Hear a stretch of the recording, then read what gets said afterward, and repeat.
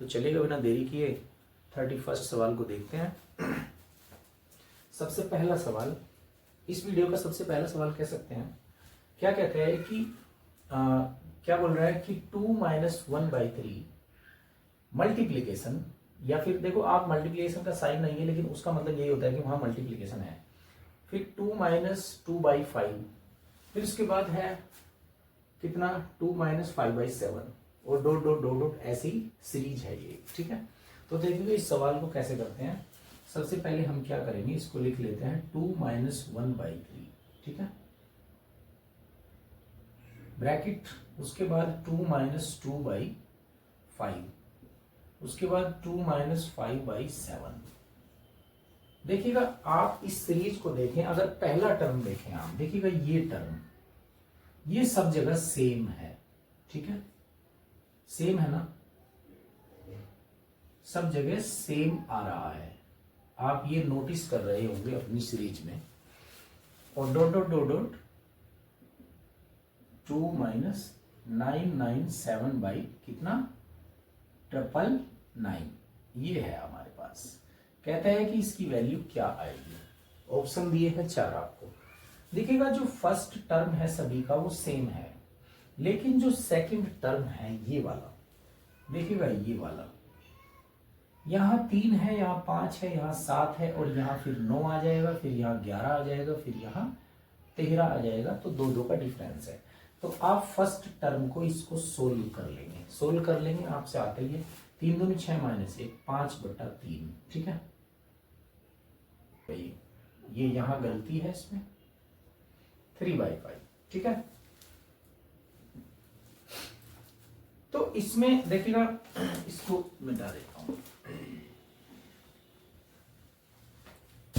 3 दूनी 6 - 1 5/3 मल्टीप्लाई 5 दूनी 10 - 3 7/5, 7 दूनी 14 - 5 कितना हो गया 9 और 5 14। और इसी तरह ये सीरीज चलती जाएगी। इसको एज इट इज लिख लेंगे आप। ठीक है, 2 - 997/999 एज इट इज। तो आप नोट करेंगे इसमें कि 5 से ये 5 कटता है, फिर 7 से ये 7 कटता है, फिर ऊपर वाला जो टर्म है वो नीचे वाले से कटता है। अगर हम इसको सोल्व भी करेंगे, अगर हम इसको कैलकुलेट करके भी लिखेंगे, तो देखिएगा कैलकुलेट करके लिखते हैं यहाँ पे। ठीक है, इसको 999 का अगर 2 गुना करेंगे, 2 9 18 हासिल 1, 2 9 18 और 1 19 हासिल 1, 2 9 18 और 1 19। ठीक है, और इसमें से घटेगा कितना 997। ठीक है, तो 8 में से 7 गया, 1 बचा, 0 0 और 1। ठीक है, और नीचे एज इट इज। तो इसका मतलब जब इसको हम कैलकुलेट करेंगे तो इस यहाँ पे आ जाएगा 1001/999। यहां तक किसी को कोई दिक्कत नहीं है। और इसमें क्या होगा कि ऊपर वाला टर्म नीचे से कट रहा है, तो जो यहाँ पे टर्म आएगा, इसका ऊपर वाला जो टर्म है वो नीचे वाले टर्म को काट देगा, तो बचेगा ये और बचेगा सिर्फ ये। तो आपके पास आ जाएगा 1001/3। ये आपका आंसर हो जाएगा। और ऑप्शन नंबर आपका है सी।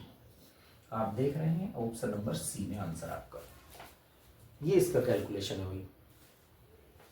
एक बार और बता देता हूं।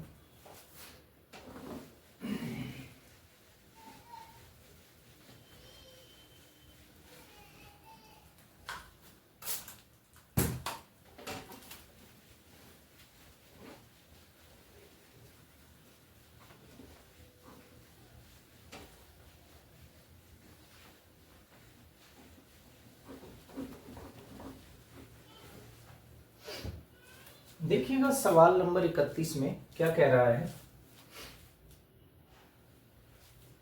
कि क्या 2 - 1/3 into 2 - 3/5 into 2 - 5/7 dot dot dot dot फिर 2 - 997/999। तो देखिएगा इसको लिखते हैं और सोल्व करते हैं। 2 - 1/3 2 - 3/5 2 - 5/7 और फिर आता है dot dot dot dot dot 2 - 997/999। और कहता है कि इसकी पूरे की वैल्यू कैलकुलेट करके क्या आएगी। ये एक सीरीज दे दी इसने। तो देखिएगा आप बच्चों अपनी सीरीज को क्लोजली बहुत ही मतलब माइंडफुल तरीके से अगर इसको ध्यान से देखेंगे तो इनका जो फर्स्ट टर्म है, ये जो फर्स्ट टर्म है दोस्तों सभी में ये सबका सेम है, आप देख रहे होंगे है ना, सेम पूरी सीरीज में ये जो फर्स्ट टर्म है जिसमें से इसको सब्ट्रैक्ट किया है वो सेम है। लेकिन जो सेकंड टर्म है इस पे ध्यान दें आप, इस पे ध्यान दें, देखिएगा यहां 3 है, यहां 5 है, यहां 7 है, और फिर एक चीज और देखिएगा यहां 7 है तो फिर यहां ऐसी आपका देखिएगा तो यहां आपका फिर 9 आ जाएगा, फिर यहां 11 आ जाएगा, यहां 13 और ऐसे ही चलता चला जाएगा ये, ठीक है।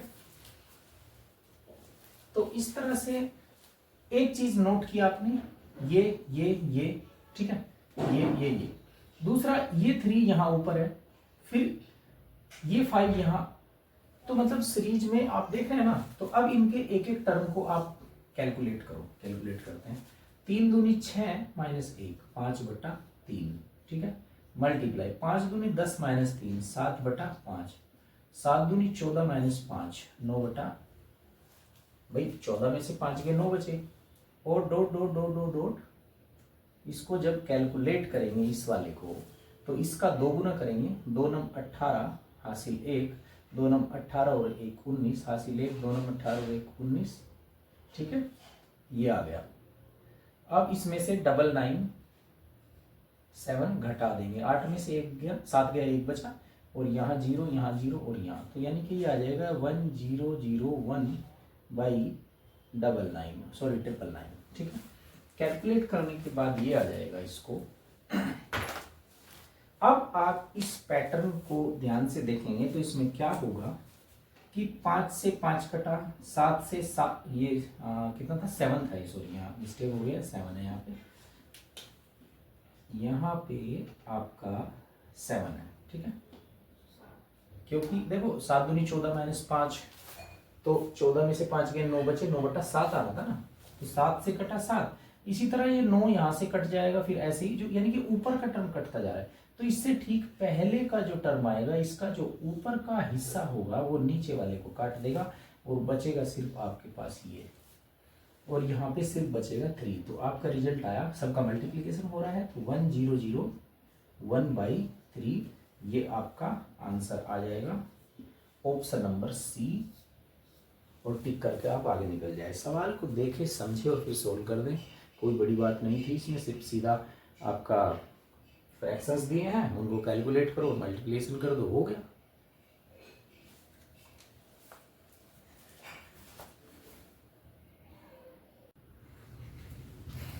अब दोस्तों आते हैं सवाल नंबर 32 पे। देखो सवाल नंबर 32 आपके सामने है, क्या बोल रहा है कि निम्नलिखित में से कौन सी संख्या किसी प्राकृत संख्या का वर्ग नहीं हो सकती, ठीक है। तो कोई भी संख्या जिसका इकाई कांक 2 3 7 8, ठीक है, अगर इकाई अंक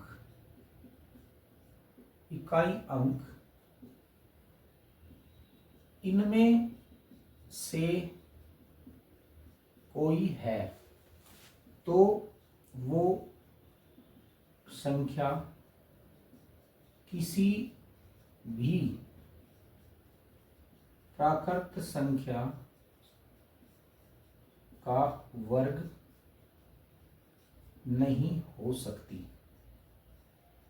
ठीक है। ये बच्चों आप नोट कर सकते हैं, ऐसी कोई भी संख्या जिसका इकाई अंक 2 3 7 8 में से कोई एक हो तो वो किसी भी संख्या का वर्ग नहीं हो सकती कभी भी, क्योंकि किसी भी संख्या का अगर हम वर्ग करेंगे तो उसका इकाई अंक कभी भी ना तो 2 आएगा, ना 3 आएगा, ना 7 आएगा, ना 8 आएगा। अब आप प्राकृत संख्या कहोगे, प्राकृत संख्या होती है नेचुरल नंबर्स, और नेचुरल नंबर्स और जितनी भी नंबर सिस्टम है, जितने भी नंबर्स होते हैं हमारे 20 15 16 टाइप के नंबर्स होते हैं, उनको मैंने अपनी वीडियोज में बहुत अच्छे तरीके से समझा रखा है बच्चों को।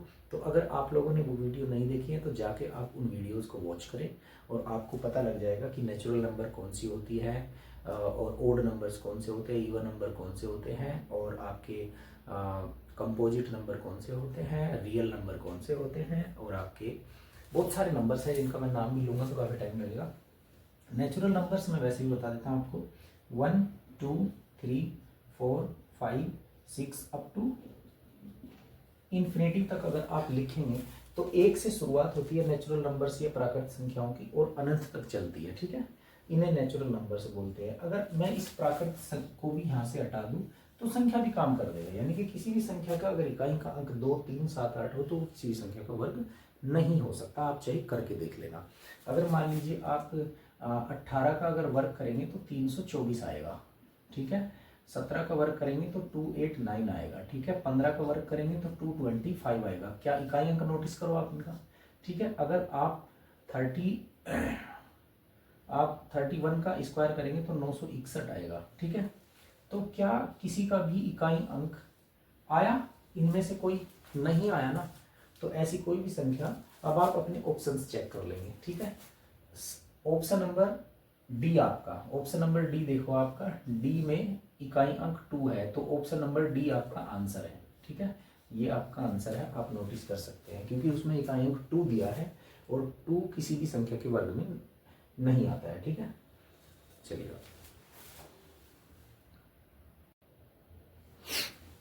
दोस्तों, अब आते हैं सवाल नंबर 33 पे। सवाल नंबर 33 में क्या कहता है कि निम्नलिखित में से कौन सी संख्या किसी संख्या का वर्ग नहीं हो सकती, ठीक है। तो अभी मैंने इससे पिछले सवाल में आपको क्या समझाया है कि जिन संख्याओं में इकाई का अंक 2 3 या 7 8 में से कोई एक है तो वो किसी संख्या का वर्ग नहीं होगा। तो ऐसा ऑप्शन नंबर सिर्फ सी है, ठीक है ना, ऑप्शन नंबर सी। तो उसमें इकाई अंक 7 है, इसलिए ऑप्शन नंबर सी आपका आंसर है।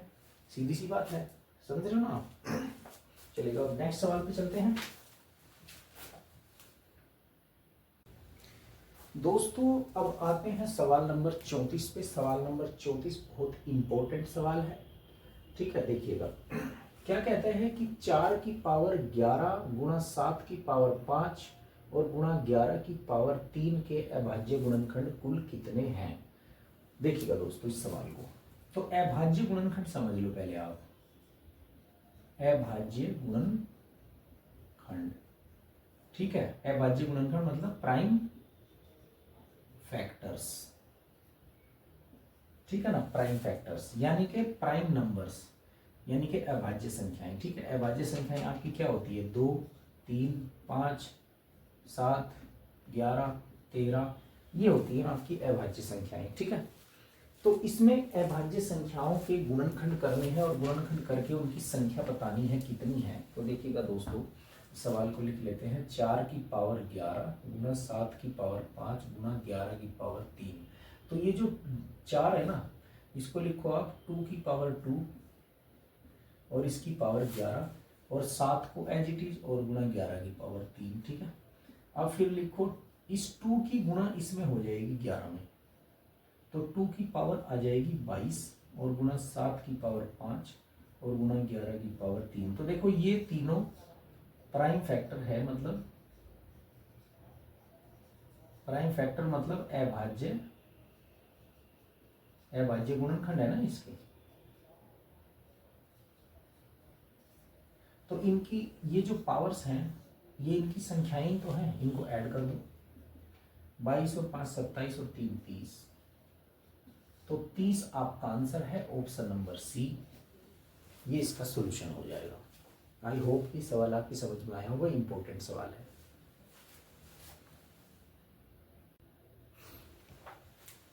अब दोस्तों आते हैं सवाल नंबर 35 पे।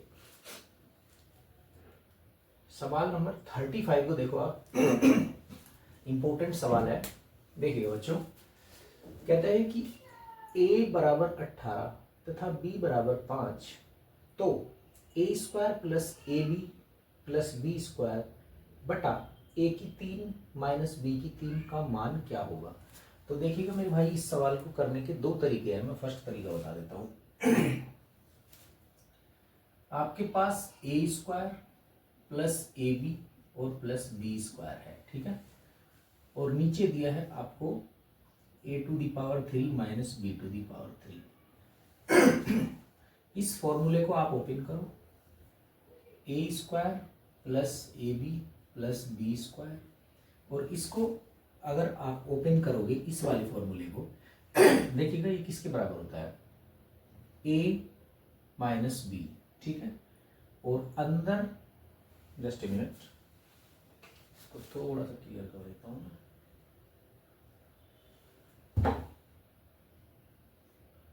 ए स्क्वायर प्लस बी स्क्वायर और प्लस ए बी इसके बराबर होता है दोस्तों।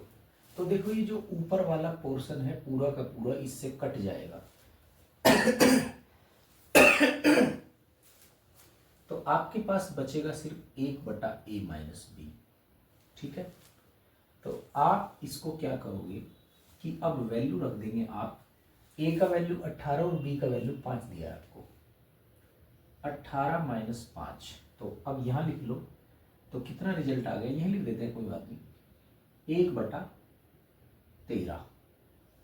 तो 1/13 यानी कि ऑप्शन नंबर बी आपका आंसर। फर्स्ट सॉल्यूशन तो मेरे भाई ये है। अब अगर आपको सेकंड सॉल्यूशन देखना है,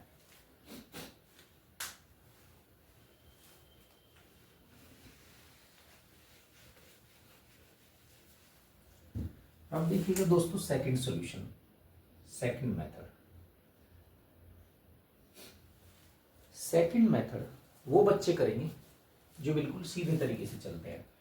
इसमें क्या है, a square plus A B और प्लस बी स्क्वायर और बटा a to the power 3 minus b to the power 3। इसमें a b की वैल्यू रख दो डायरेक्ट। आप इसमें डायरेक्ट जब a b की वैल्यू रखेंगे,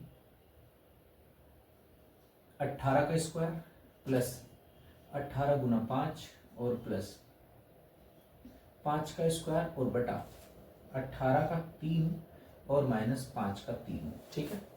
ये वैल्यू रख के आप इसको कैलकुलेट कर दो।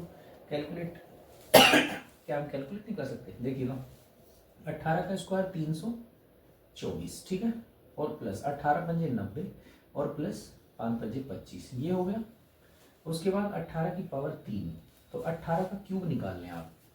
18 का क्यूब ये आ जाएगा आपका, आप इसको फॉर्मूले को खोल के तब भी रख सकते हैं, लेकिन आपको जो सीधे तरीके से बच्चे चलेंगे वो इनको डायरेक्ट सोल्व करेंगे। क्या करेंगे कि 18 का क्यूब 324 और फिर इसमें 18 की मल्टीप्लाई करोगे, 18 चौक 72 हासिल 7, 18 दूनी 36, 7 और 6 13 43 हासिल 4 और 18 3 54 और 4 58, यानी कि ये आ गया 5832। और इसमें से 5 की पावर अगर 3 है तो 125 घटा दो आप इसमें से, तो 12 में से 5 के 7 बचे और यहाँ 0 और यहाँ 7 और यहाँ, ठीक है। तो आपके पास आ गया 5707, ठीक है।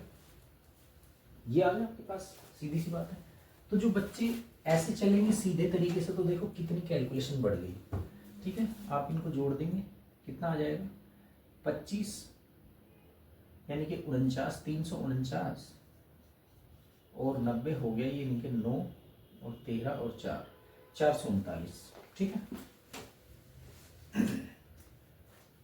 439 बटा कितना आ गया था आपका 324, मैंने तो ड्रॉप कर दिया, 18 चौक 72 हासिल 7 और 18 दूनी 36 और 7 43 हासिल 4, 18 थी 54 और 4 58, ठीक है।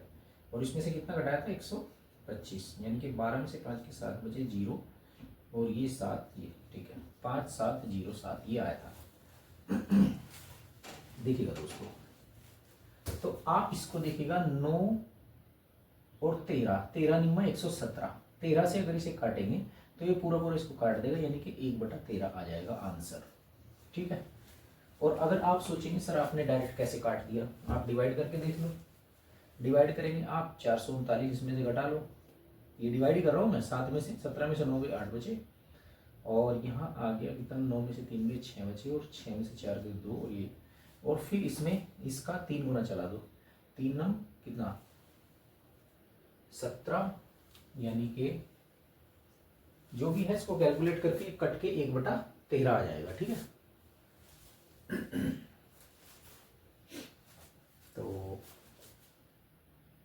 अरे ये गलत कर दिया ना, डिवीजन इधर से होगा ना, 439, तो 10 में से 9 गया, एक बचा, 7 उतार लिया, और 6 में से 3 गए 3 और 1, अगर इसका 3 मल्टीप्लाई, 3 हम 27 हासिल 2, 3 3 9 और 2 11 हासिल 1, 3 चौक 12 और 1 13, कट गया ना पूरा, तो 1/13 आ गया कट के, ये आंसर आ जाएगा आपका। ठीक है, तो ये सीधा तरीका है, ये नहीं करना है आपने, नहीं करना।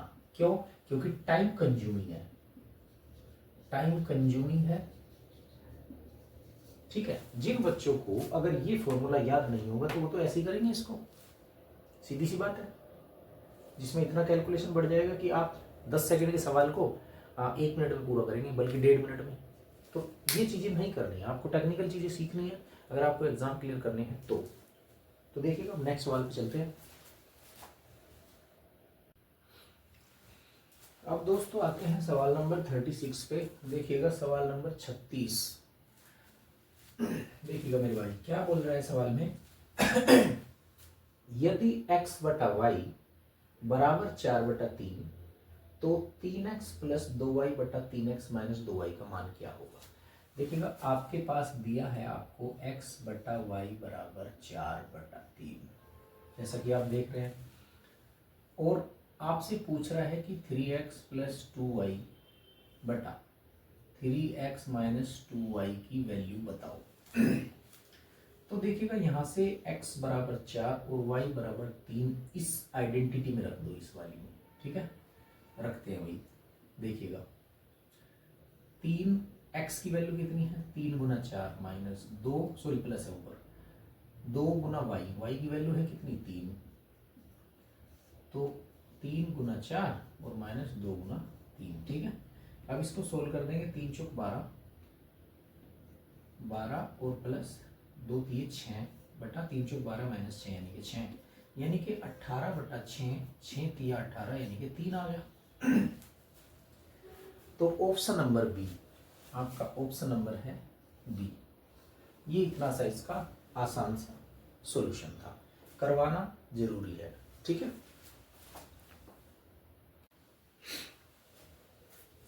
सवाल नंबर 36 देखिएगा मेरे भाई। सवाल नंबर 36 क्या कहता है, यदि a बटा बी बराबर 3/8 है तो 4/5 प्लस 3b माइनस 2a बटा 3b plus 2a bracket closed का मान कितना होगा। तो देखो मेरे भाई, a बटा बी बराबर 3/8, कुछ ज्यादा तगड़ा सवाल नहीं है, ये आसान है। देखिएगा 4/5 प्लस 3b माइनस 2a बटा 3b प्लस 2a, इसकी वैल्यू निकालनी है आपने। ठीक है, तो देखिएगा a की वैल्यू 3 और b की वैल्यू 8 इसमें रख दो। ठीक है, इसमें देखिएगा यहाँ पे 4/5 और प्लस 3 गुना b की वैल्यू कितनी है 8 और माइनस 2 गुना a की वैल्यू कितनी है 3, तो 3 गुना 8 और प्लस 2 गुना 3, तो 4/5 और प्लस 3 8 24 और 2 3 6, तो 24 माइनस 6 बटा 24 प्लस 6, तो ये आ गया 4/5 प्लस 24 में से 6 गए, कितने बचे 18 और बटा नीचे 30। ठीक है, तो इसको काट लो, 6 3 18 6 5 30, तो आपके पास आ गया 4/5 और प्लस 3/5। जब दोनों हर बराबर हो तो डायरेक्ट जोड़ देंगे। ठीक है, तो 7/5 आ गया आपके पास, 7/5 आ गया, तो ऑप्शन नंबर आ गया आपका 7/5 है ना, तो ऑप्शन नंबर ए। ठीक है, इसको कन्वर्ट करो मिक्स फ्रैक्शन में, तो 1 सही 2/5। ठीक है, कैसे ये मैंने ये कन्वर्ट किया, जो बच्चे बेसिक से हैं उनके लिए बता देता हूँ। तो 7 को आप डिवाइड करो यहाँ पे 5 से, 5 एकम 5। ठीक है, 7 में से 5 गए, 2 बचे, तो ये 1 यहाँ पे डायरेक्ट लिख दो ना, 1 यहाँ पे और 2 ऊपर और 5 नीचे। ठीक है, तो 1 से 2/5 जो ऑप्शन नंबर ए में है, आपका आंसर ऑप्शन नंबर ए। ठीक है, ये इस सवाल का सॉल्यूशन था। आई होप कि समझ में आया होगा।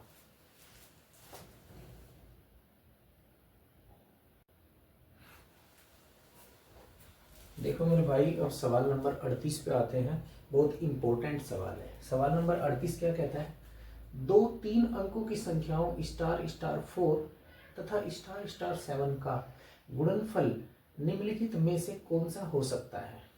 तो ऑप्शन ए दिया है, ऑप्शन बी दिया है, सी और डी। तो देखिएगा सवाल को,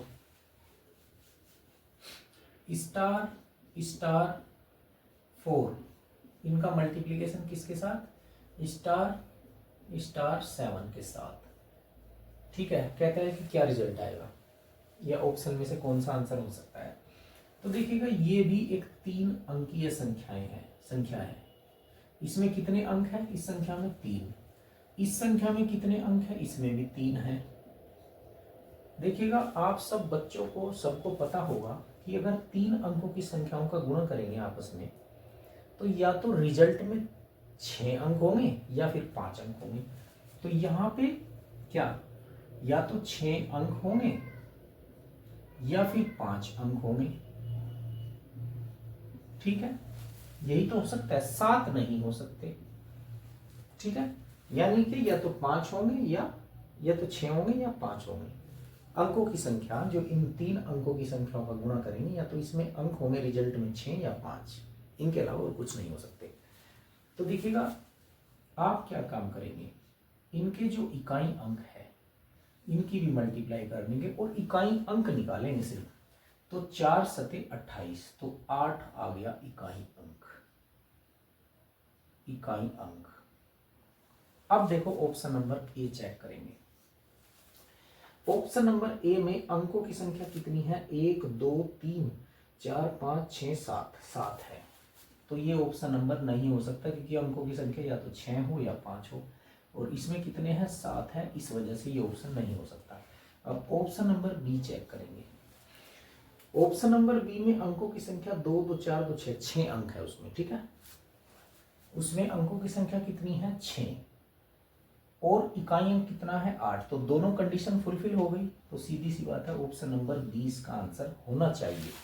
अब सी चेक करते हैं। सी में क्या है?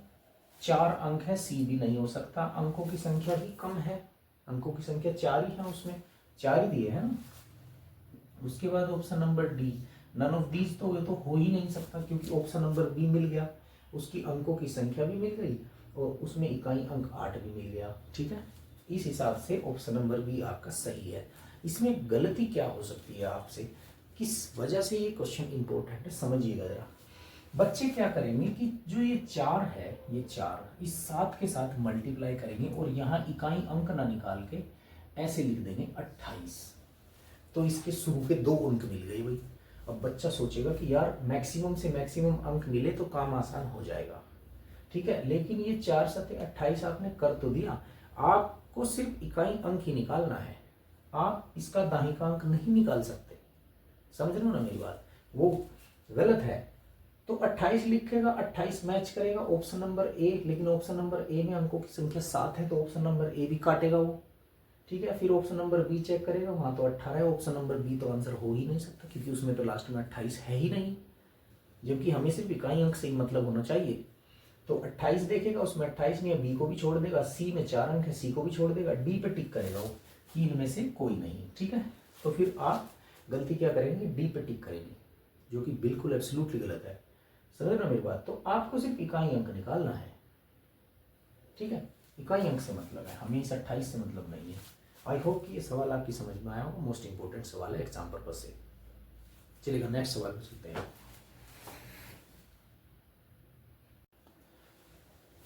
दोस्तों अब सवाल नंबर 39 पे चलते हैं। सवाल नंबर 39 आपके सामने है।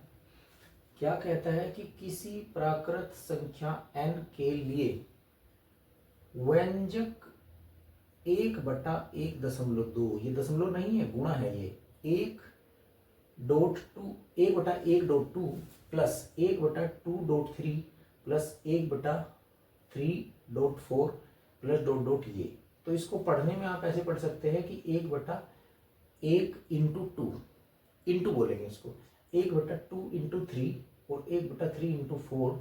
तो इंटू का मतलब यहाँ मल्टीप्लीकेशन से है, dot dot dot 1/n into n plus 1 का मान कितना होगा।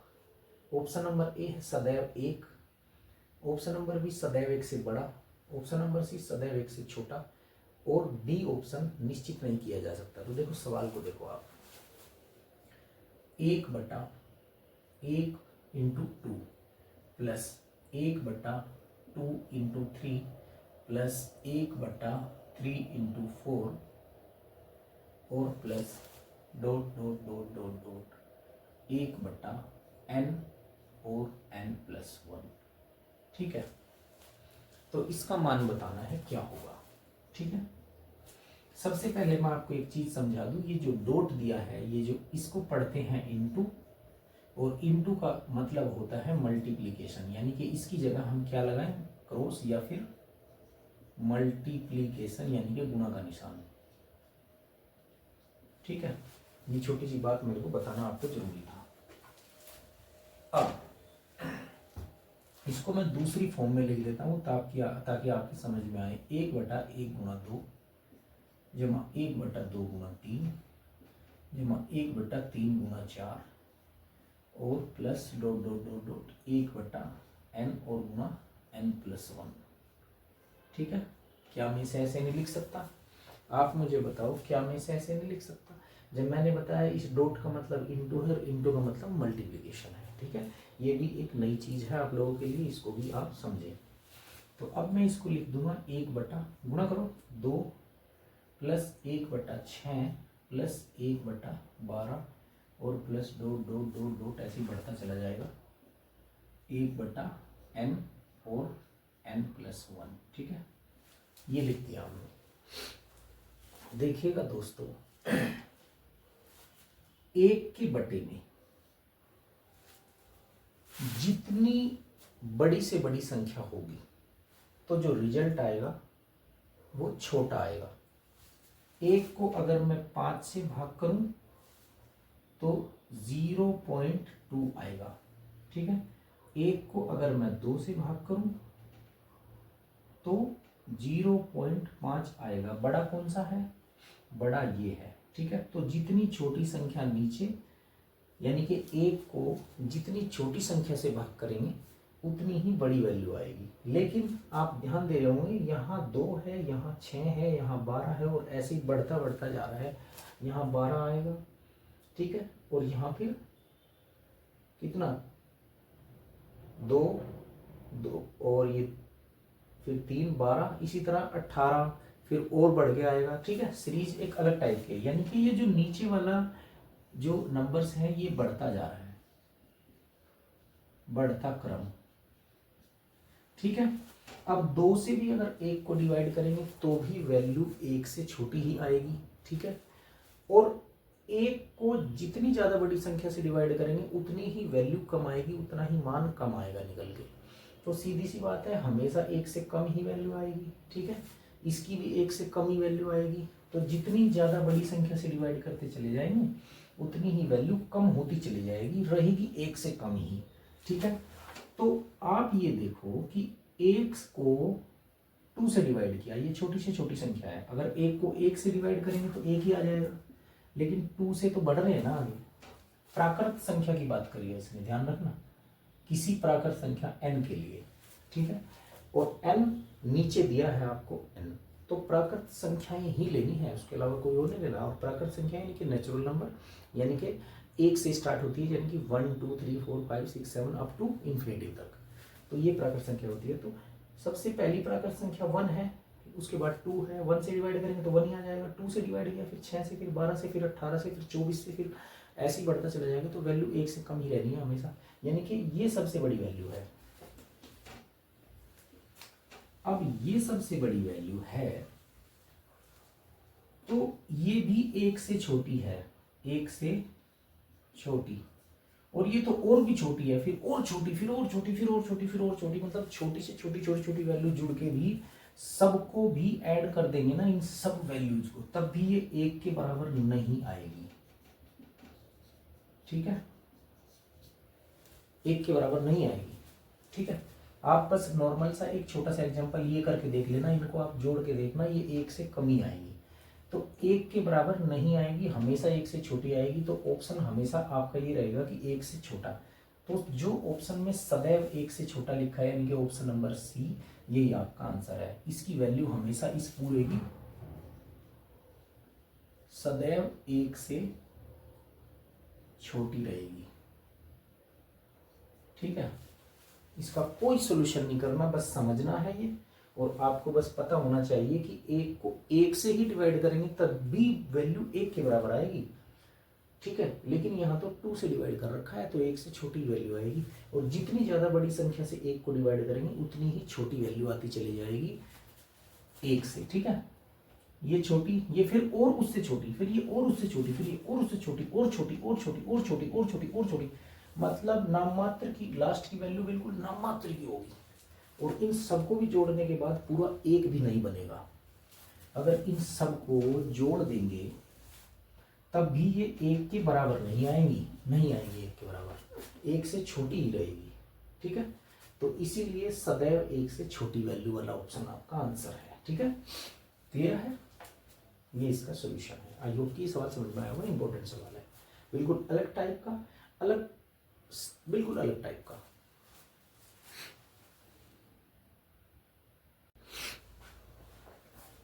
सवाल नंबर 40। सवाल नंबर 40 में क्या कहता है, दो संख्याओं का गुणनफल y बटा x है, यदि इनमें से एक संख्या x बटा वाई स्क्वायर हो तो दूसरी संख्या क्या होगी। तो देखो दोस्तों, सवाल का सॉल्यूशन, पहली संख्या गुणा दूसरी संख्या और बराबर इनका जो रिजल्ट कितना दिया है, दो संख्याओं का गुणनफल y बटा x, ये दिया है इसने।